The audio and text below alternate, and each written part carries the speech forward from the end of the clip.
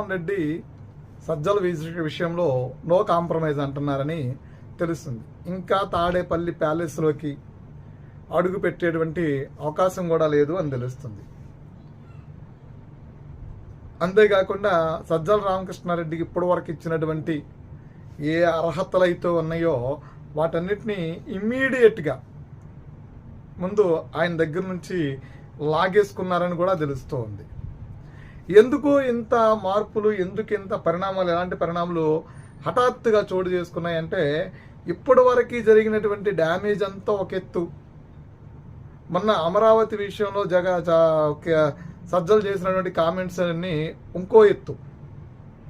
సజ్జల ఆ కామెంట్స్ ఎందుకు చేశారు అంటే రీసెంట్గా ఇతనికి అంటే ఈ పరిపాలన జగన్మోహన్ రెడ్డి విధి విధానాలని జనాలు ప్రశ్నిస్తున్నటువంటి